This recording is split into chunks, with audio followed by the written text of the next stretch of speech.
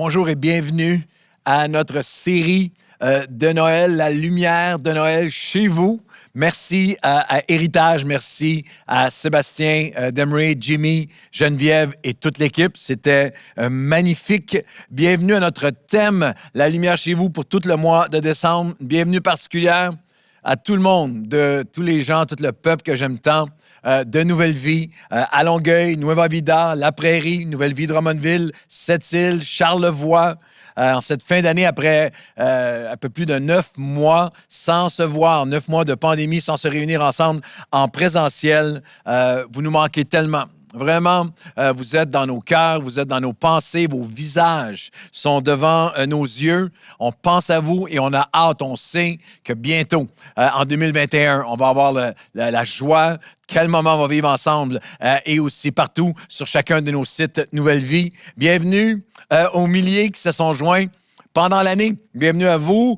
Bienvenue aux 45 000 abonnés YouTube qui nous suivent partout au Québec et dans la francophonie. Bienvenue à tous ceux qui se sont joints à nous pendant l'année. Peut-être que vous ne veniez pas régulièrement à Nouvelle Vie auparavant. Vous avez commencé à nous suivre, à écouter, à regarder pendant l'année. Et on est tellement heureux que vous soyez là aujourd'hui, en cette semaine, dans ces semaines avant Noël. On veut essayer de pouvoir vous communiquer un peu de lumière en cette fin d'année qui est pas mal sombre pour plusieurs. On nous dit que j'ai lu que c'était une année record pour la vente de décoration extérieure, de lumière de Noël. Il y a beaucoup de choses qui brillent, des lumières extérieures partout sur nos rues.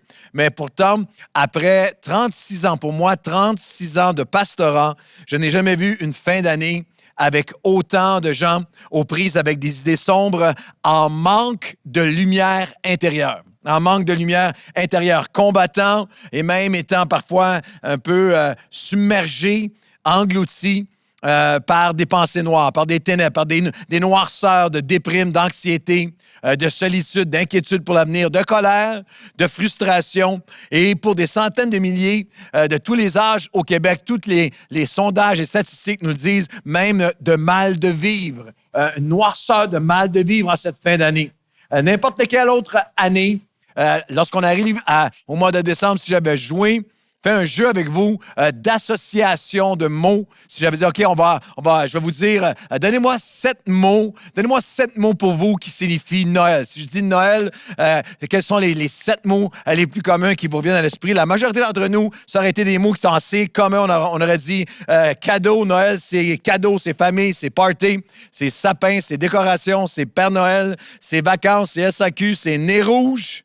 C'est voir la famille, c'est voir le mononcle fatigant, c'est le magasinage, c'est la carte de crédit qui va exploser en janvier, mais on ne pense pas à ça en ce moment. C'est les cadeaux, essayer de gâter notre famille. C'est la musique de Noël, c'est les classiques de Noël, c'est le Boxing Day, c'est les échanges de cadeaux, c'est le bye-bye, c'est gâter notre famille à Noël, c'est faire la fête à Noël, c'est bouffer à Noël, c'est engraisser à Noël, c'est avoir mal à la tête le lendemain de Noël. On aurait des mots assez communs, mais en cette année 2020, il y a un nouveau vocabulaire, il y a des mots qui se sont ajoutés, qui reflètent des réalités nouvelles, profondes. C'est 2020 à Noël. On ne peut pas ne pas songer. C'est quoi vos 7 mots? Il y a le mot pandémie ou COVID, bien sûr. Les personnes infectées, les personnes hospitalisées, des affaires qu'on ne pensait jamais avant. Nombre de personnes infectées, hospitalisées, nombre de personnes dans le coma, nombre de personnes qui ont perdu la vie, les règles sanitaires, les zones rouges, les alertes rouges, le confinement, la distanciation, les masques, les médicaments, le thérapeutique, les vaccins qui s'en viennent, mais aussi isolement, incertitude, distanciation, solitude. Nous avons tous besoin de lumière. On a besoin de plus de lumière. Le staff, l'équipe pastorale Nouvelle Vie, on ne fait pas exception, on est comme vous. On a quelques membres du staff, dont le papa, la maman, sont décédés dans les dernières semaines pendant cette année à la COVID. Un ami pasteur qui semblait en super forme la dernière fois que je l'ai vu et qui vient de décéder de la COVID. Un jeune pasteur de notre association, lui et son épouse ont pris pour lui 2 de ses enfants malades avec la COVID. C'est sérieux, c'est intense, ça dure depuis 10 jours à la maison. Il y a tout ce qui va nous manquer. Pendant Noël, c'était la fête de mon petit-fils, Rémi, qui nous a texté hier. Mamie, papi, j'ai tellement hâte de vous voir. C'est vraiment une situation qui me brise le cœur de ne pas pouvoir fêter Noël en famille, de ne pas pouvoir manger le bon souper de Noël de mamie. Je pense fort à vous deux et j'espère qu'on pourra se revoir bientôt. Je vous aime, XO. Nous aussi, on t'aime. Rémi, c'est sa fête. Hier, on a tous ces moments-là, ces personnes qu'on ne pourra pas voir, ces rassemblements qu'on ne pourra pas faire. Nous avons besoin de lumière. Et si nous laissions Dieu nous parler de ces 7 paroles, ces 7 mots, ces 7 priorités de Noël, j'ai découvert qu'il y avait dans les récits de Noël, dans Matthieu chapitre 1 et 2 et Luc chapitre 1 et 2, il y a 7 paroles prophétiques. 7 personnes à qui Dieu a parlé et à travers qui Dieu a parlé, 7 mots de Noël. 7 paroles de lumière prophétique qui nous révèlent et nous ramènent à des lumières pour nos vies aujourd'hui que la pandémie ne peut pas éteindre. Je vais vous les partager, ces 7 lumières, ces 7 paroles prophétiques dans les 3 prochains messages aujourd'hui, le 20 et le 27 décembre. 7 personnes différentes, des hommes, des femmes qui apportent 7 lumières. Je vais les développer aussi dans les cafés matinaux, lundi, mercredi, vendredi. Je vous donne rendez-vous dans les prochaines semaines. 3 fois par semaine, prenez un petit 12 minutes, 10-12 minutes avec moi. On va approfondir ça ensemble. 7 hommes et femmes avec 7 paroles, 7 lumières de Noël. 7 hommes et femmes d'une ado, dans les Écritures, d'une ado à 2 centenaires, d'un jeune couple ayant perdu tous leurs repères, avec complètement dépassé par ce qui leur arrivait, à aller à un couple plus âgé, un couple d'aînés qui, eux, étaient convaincus que c'était trop tard pour eux.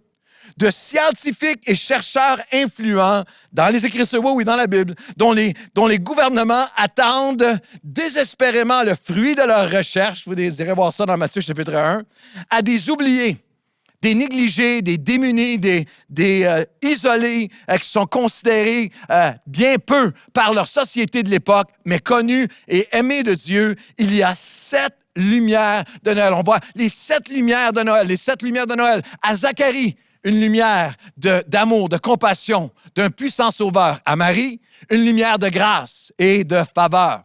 À Élisabeth, une lumière de bénédiction, de bonheur. On va les découvrir ensemble dans chacun des messages. À Joseph, une lumière qui nous donne direction et qui nous protège. À Siméon, une lumière de consolation. À Anne, une lumière qui nous libère.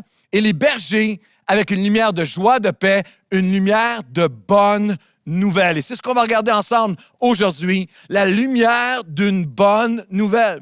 3 raisons pour lesquelles la lumière de Noël est une bonne nouvelle. 3 raisons pour lesquelles Jésus est venu. 3 raisons pour lesquelles cette lumière d'il y a 2000 ans brille encore si fort pour des centaines de millions de personnes, de chrétiens aujourd'hui, et peut briller pour toi et faire une différence dans comment tu vas regarder et vivre Noël et vivre la fin d'année cette année. Alors, notre texte ensemble est dans Luc chapitre 2, les versets 8 à 14, la lumière d'une bonne nouvelle.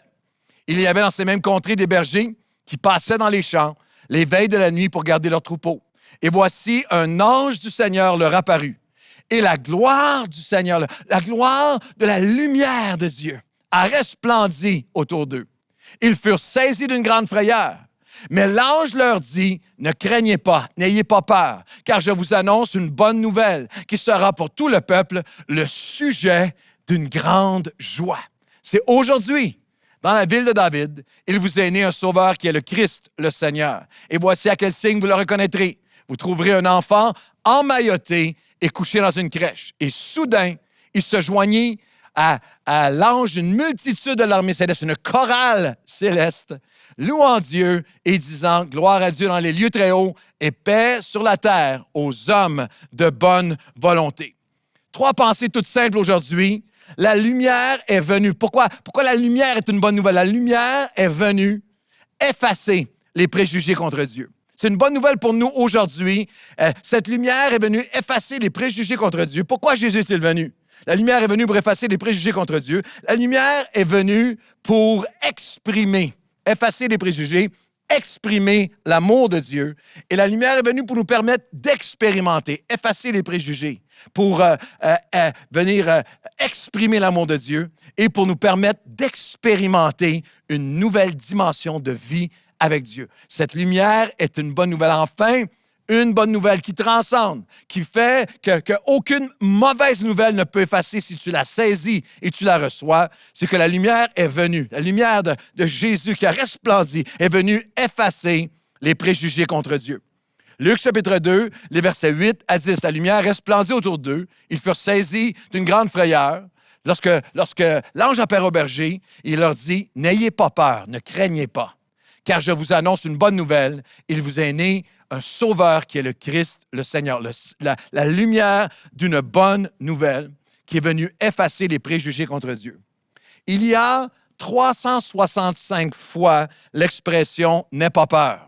Ne crains pas, ou une forme de « sois rassuré », n'aie pas peur, ne crains pas dans la Bible. Un pour chaque jour de l'année, une pour chaque année jusqu'à son retour. Dieu fait briller sa lumière dans les coins les plus sombres de notre cœur. J'ai besoin de juste faire une pause parce que j'ai besoin de l'entendre et j'ai besoin de le recevoir pour moi-même en cette année de pandémie, à chaque jour de l'année, alors qu'on arrive à la fin de l'année, qu'on entre en 2021, à chaque croyant.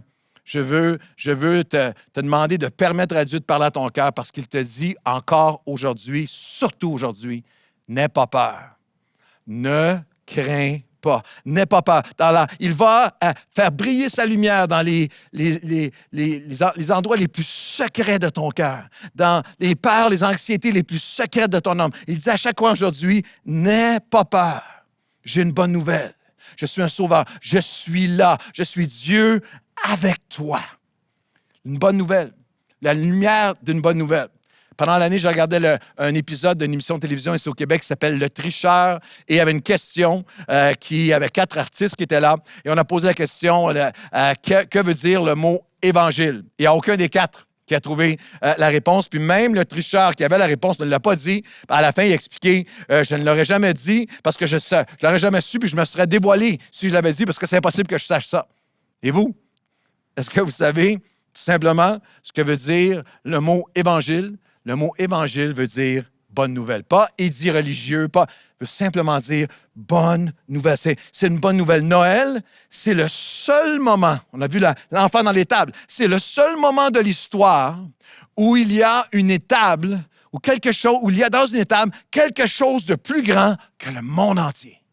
Parce que dans cette étable, dans cette cave, dans cette étable, dans cette crevasse dans un rocher, nous dit certains commentateurs, il y avait le Fils de Dieu. Il y avait Dieu avec nous. Il y avait la bonne nouvelle de la lumière qui change tout. Noël, c'est Dieu lui-même qui descend l'escalier du ciel avec un bébé dans ses bras pour dire « Je suis avec vous maintenant, n'ayez pas peur ». Et pourtant, ils ont eu peur. Ils ont eu peur comme beaucoup de Québécois, Québécoises aujourd'hui, ont peur de Dieu, peur de la religion, peur de l'Église, peur des croyants. Lorsqu'on regarde au contexte dans lequel le « n'aie pas peur » n'est venu, la lumière est venue pour effacer les préjugés contre Dieu qu'ils avaient. Le contexte de l'annonce de la naissance de Jésus, entre la dernière page de l'Ancien Testament, Malachie, et lorsque l'ange arrive au berger, il y a 400 ans.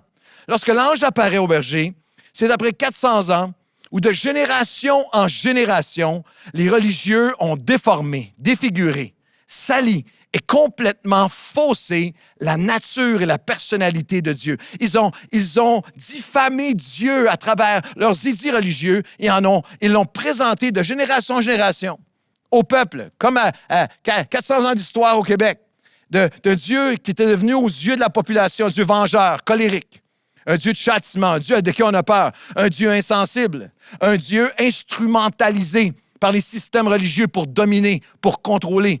Un Dieu irascible, menaçant. Un Dieu qui fait peur. Un Dieu qui mène au fanatisme. Un Dieu qui mène à l'intégrisme, au mysticisme. Un Dieu qui est bad news, qui est mauvaise nouvelle. Jusqu'à ce que de génération en génération, on en soit venu assis où il n'existe pas, ou si on regarde au ciel, c'est seulement pour maudire Dieu, c'est seulement pour blâmer Dieu. Et la raison pour laquelle je vous mentionne ça spécifiquement, c'est qu'une des premières promesses qui annonce un enfant nous est né est trouvée dans le livre du prophète Ésaïe au chapitre 8. Et là, vous avez regarde, on connaît ce verset, car un enfant nous est né, un fils nous est donné. C'est l'annonce de la lumière. Mais regardez bien le contexte de 700 ans avant Jésus-Christ, de Ésaïe à vous et moi aujourd'hui. Voici ce peuple, quand il tourne les yeux en haut, c'est pour blâmer Dieu. C'est pour maudire Dieu. Et lorsqu'il regarde sur la terre, il ne voit que noirceur, détresse et sombre angoisse. Comme beaucoup de Québécois et Québécoises aujourd'hui. Il y a toute cette dégénération de générations passées où on a présenté un Dieu qui a fait peur. Un Dieu, et cette peur qui a conduit à une ignorance de génération en génération, à une indifférence, à un blâme de Dieu, un mépris de Dieu, un distancement, une noirceur totale face à Dieu. Et lorsque, Québécois, Québécoises, peut-être toi aujourd'hui, que blâmer Dieu pour ce qui est arrivé. Si tu lèves les yeux au ciel, c'est pour blâmer, pour blâmer Dieu. Mais lorsque tu regardes à la terre, tu vois juste. Lorsque tu regardes aux hommes, lorsque tu regardes autour de toi, tu vois juste noirceur. Et là, arrive la promesse de la lumière qui vient renverser, qui vient effacer les préjugés. On continue Ésaïe, mais les ténèbres ne régneront pas toujours sur la terre où il y a maintenant des angoisses. Le peuple qui marchait dans les ténèbres voit une grande lumière. C'est Jésus, c'est Noël, c'est la lumière qui vient effacer les préjugés face à Dieu. Sur ceux qui habitaient dans le pays de l'ombre de la mort, sur les peuples des temps de la fin, où on a un décompte des morts locaux, provinciaux, nationaux et mondiaux à chaque jour, dans la vallée de l'ombre de la mort, une lumière resplendit encore aujourd'hui. Un enfant nous est né, un fils nous est donné, et on va l'appeler admirable, conseiller, Dieu puissant, Père éternel et le prince de la paix. Une bonne nouvelle, une lumière qui vient briller. Je n'ai pas à rester dans des ténèbres. Je n'ai pas à rester dans les zones sombres de mon âme. Il y a une lumière, je peux lever les yeux, puis il y a une lumière, la lumière de la bonne nouvelle de Christ. Le Fils de Dieu est devenu un homme pour que les hommes puissent devenir des fils de Dieu.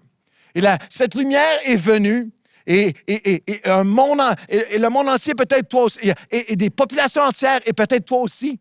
La lumière est venue, dit Jean, mais il y a une portion du monde qui l'a rejetée. Vers Jean chapitre 1, versets 9 à 11.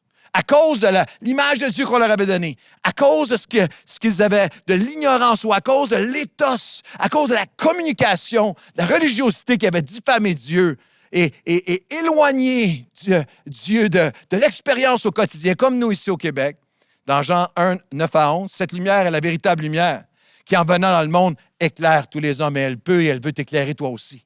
Elle était dans le monde a été fait par elle, et le monde ne l'a pas reçue. Le monde ne l'a pas connue. Elle est venue chez les siens, et les siens ne l'ont pas reçue.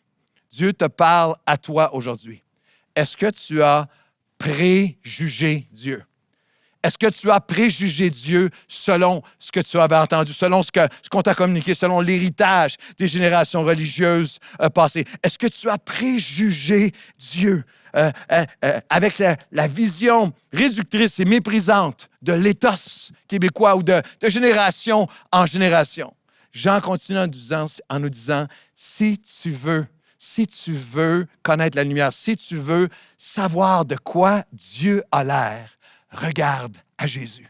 Jean 1, 18. Personne n'a vu Dieu, personne n'a jamais vu Dieu, mais le Fils unique qui vient du cœur du Père, Jésus, de sa présence la plus intime, du sein du Père, qui était un avec le Père, c'est lui, Jésus, la lumière, qui nous fait connaître Dieu à nouveau. Si tu veux connaître Dieu, si tu veux savoir pourquoi la lumière est une bonne nouvelle, si tu veux savoir si tu veux t'approcher de lui ou non, si tu veux recevoir, t'ouvrir à cette lumière qui est venue effacer les préjugés contre Dieu, regarde à Jésus. C'est pour ça qu'un des noms, une des lumières de Noël a été donné à Joseph. Il a dit, on l'appellera Emmanuel, ce qui veut dire Dieu est maintenant avec nous. C'est fascinant.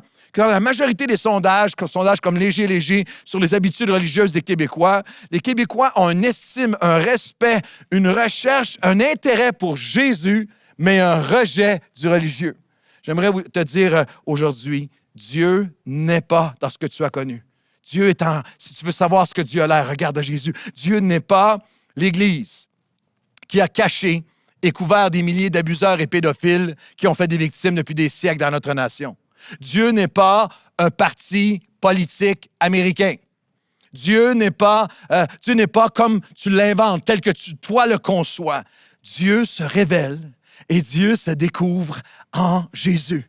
Quand tu vois Jésus dans les Écritures, quand tu vois Jésus dans son amour, sa compassion, sa patience, son attention infinie, c'est Dieu. Quand tu vois Jésus guérir des cœurs, faire des miracles dans les vies, libérer des gens qui étaient captifs. Quand tu vois Jésus manifester sa compassion, c'est Dieu. Quand tu vois Jésus dénoncer et combattre toute forme d'injustice, de discrimination et défendre, annoncer la justice, nous appeler à la justice et défendre la veuve, l'opprimé, l'immigrant et les pauvres sur toutes leurs formes, l'orphelin, et le rejeter, c'est Dieu. Il est l'expression du cœur de Dieu. Quand tu vois Jésus calmer des tempêtes et guérir des cœurs, c'est Dieu. Quand tu vois Jésus s'offrir lui-même et venir offrir son amour, c'est Dieu. La lumière est venue effacer les préjugés contre Dieu en regardant Jésus, et la lumière vient exprimer l'amour de Dieu. Lorsque la lumière est venue au berger, il y avait des bergers qui passaient dans les champs les veilles de la nuit pour garder leurs troupeaux. Et l'ange leur dit, je vous annonce une bonne nouvelle qui sera pour tout le peuple. C'était impensable, c'était inimaginable, c'était sans précédent dans une société qui était continuellement en confrontation, où il y avait les hauts et les bas, où il y avait continuellement discrimination, élitisme et discrimination. Non, une bonne nouvelle, elle sera pour tous les peuples un sujet d'une grande joie. La lumière a brillé en premier sur les bergers, qui étaient rejetés, méprisés, victimes de discrimination raciale et sociale. Josephus Flavius, un historien de l'époque, juif de l'époque, dit même, il y a une note où il dit « Le maître des bergers qui perd sa vie à son service ne sera pas tenu responsable d'une charge ou responsabilité et protégé de toute poursuite ou recherche de compensation pour sa famille. L'esclave n'avait aucune valeur. Le berger des veilles de la nuit était un oublié, était un rejeté. Et Dieu vient manifester son amour. Il dit, c'est pour toi, c'est pour tous les peuples. La plus grande souffrance humaine, c'est le rejet. Le plus grand besoin humain, c'est d'être accepté, c'est d'être aimé. Et lorsqu'il y a il y a une phrase en anglais où on dit qu'il faut revenir à Jésus. He's the reason for the season. Qu'en fait, c'est Jésus, bien qu'on l'entende bien peu dans notre province dans le temps de Noël, c'est Jésus qui est la raison de la saison.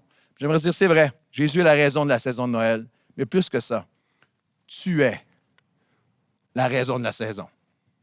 Tu es la raison pour le plan de Dieu. Tu es la raison que Dieu quitte et prend forme humaine, s'incarne dans l'expérience humaine, dans la vulnérabilité d'un bébé jusqu'à la mort et la résurrection. Tu es la raison. C'est par amour pour toi, pour moi. Et la lumière vient effacer les préjugés contre Dieu et bien plus, vient exprimer l'amour de Dieu. Zacharie a une lumière lui aussi. Et il a expliqué cette lumière de cette façon. Béni soit le Seigneur. Il a donné une parole prophétique. Béni soit dans Luc chapitre 1. Béni soit le Seigneur notre Dieu. Il nous a visités, racheté son peuple. Il nous a suscité un puissant sauveur qui nous délivre de la main de tous nos ennemis. C'est ainsi qu'il manifeste son amour. Grâce aux entrailles de la compassion de Dieu, par laquelle la lumière du soleil levant nous a visités d'en haut, pour éclairer ceux qui sont assis dans les ténèbres, pour diriger nos pas dans les chemins de la paix. La lumière vient révéler la motivation de Dieu, son cœur, ses entrailles de miséricorde. Il est décrit comme cette lumière est un puissant sauveur qui nous délivre de la main de tous nos ennemis. La lumière de Dieu, de son amour, est plus puissante que tes dépendances, plus puissante que tes anxiétés, plus grande que ton passé. Son amour est plus grand que tes enjeux, plus grand que tes attaques de panique, tes chaînes secrètes, tes démons intérieurs, plus grand que tes hontes ou tes regrets. Il vient, par la lumière, nous donner la victoire jour après jour sur chacun de nos ennemis. Si j'ouvre ma vie, je l'ai expérimenté. Si j'ouvre ma vie à sa lumière. Et c'est motivé par une compassion. Oublie et refuse à jamais l'image du Dieu froid, du Dieu distant, du Dieu qui est éthérique, du Dieu qui est une force impersonnelle à quelque part dans les cieux, indifférent à ce que tu vis. Non, lorsqu'on décrit la lumière, lorsqu'on décrit Dieu exprimé en Christ, il dit c'est à cause des entrailles, la compassion, c'est les entrailles de compassion de Dieu. C'est pour ça que la lumière est venue. C'est le mot tiré du grec splagizomé, l'intériorité de Dieu. Je vais le dire en termes de parents. C'est Dieu qui dit littéralement, ça me fait tellement mal à l'intérieur. Ça me faisait tellement mal à l'intérieur de te voir dans ta noirceur. J'ai envoyé la lumière. J'ai envoyé ma lumière vers toi par compassion. La lumière qui exprime l'amour de Dieu. La lumière qui vient effacer les préjugés qu'on pourrait avoir contre Dieu. La lumière qui vient exprimer l'amour de Dieu sans limite. Je vais terminer avec ceci, c'est la diapo 15 pour ceux qui mènent au PowerPoint. La lumière est venue pour effacer les préjugés contre Dieu.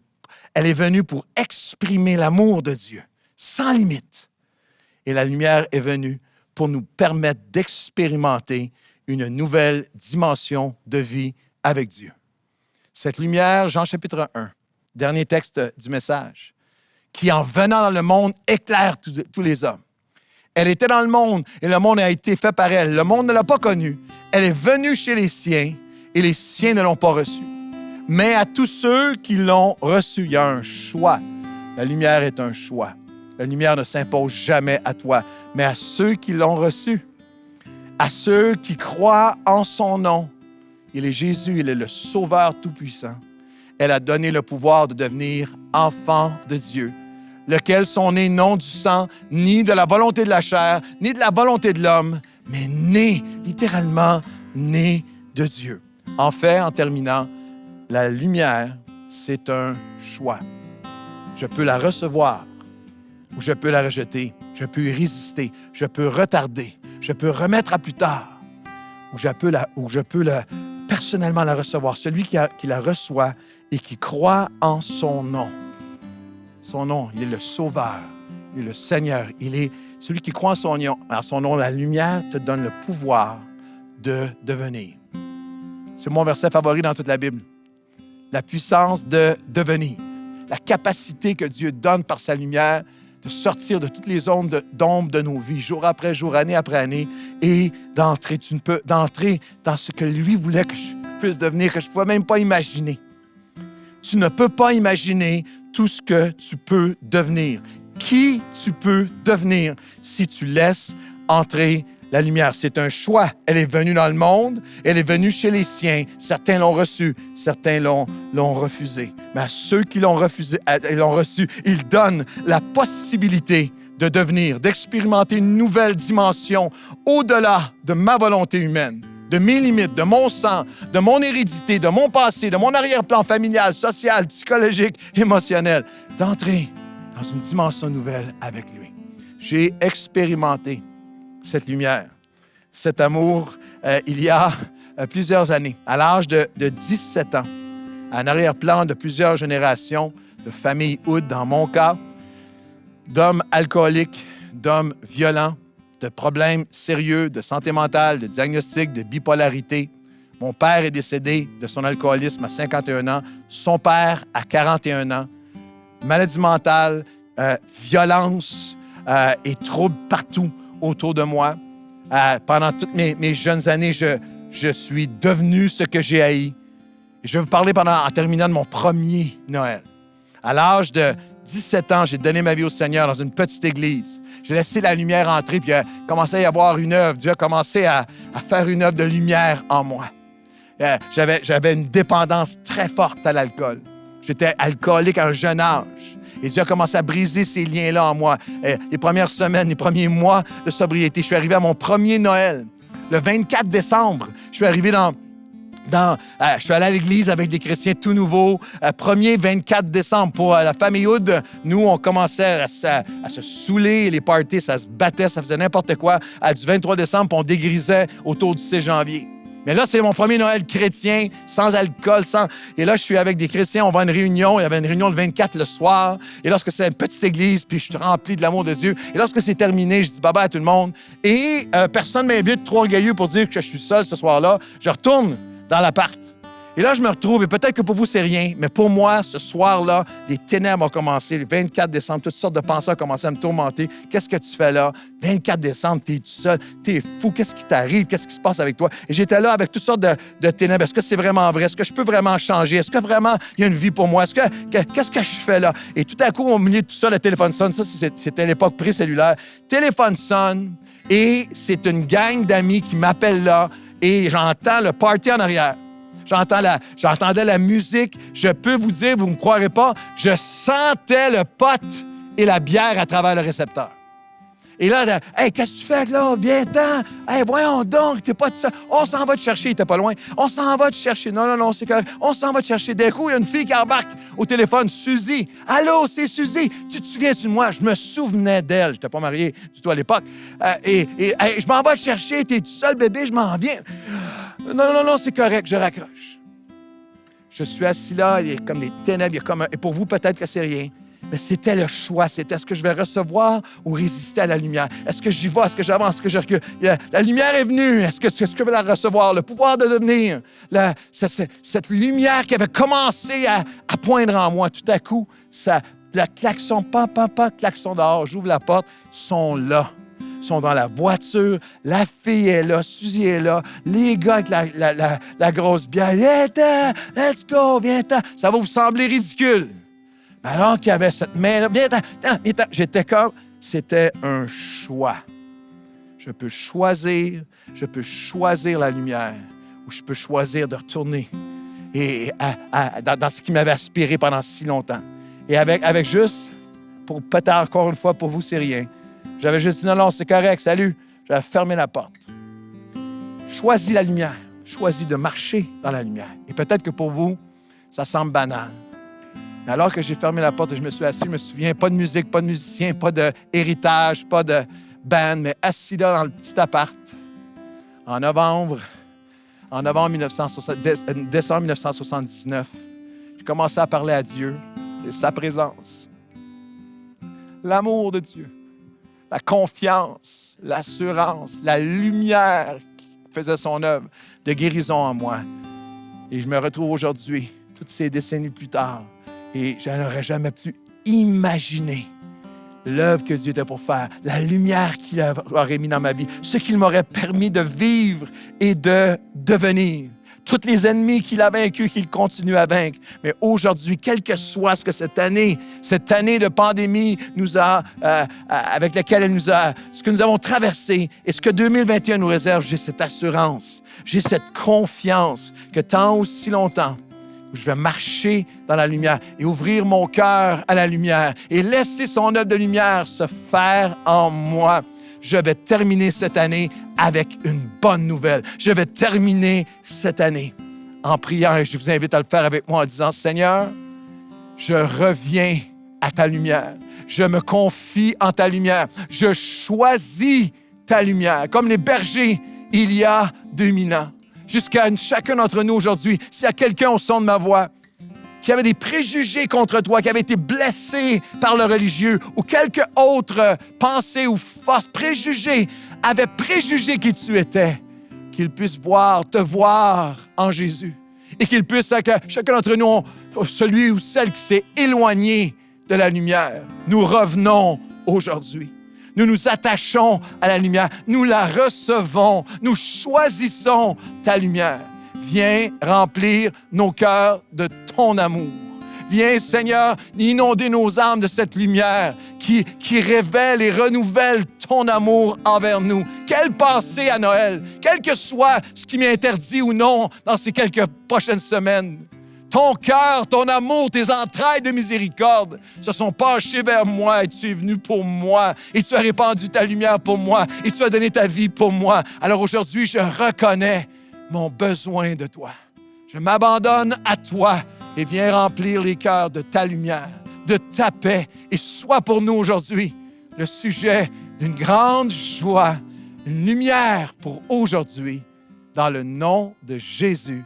Et tout le monde dit Amen. Et là où vous êtes, prenez un instant, alors qu'Héritage revient chanter le chant des bergers, les anges dans nos campagnes. Et lorsqu'ils vont entonner l'hymne des cieux, que vos cœurs se tournent vers lui, faites de la place à la lumière.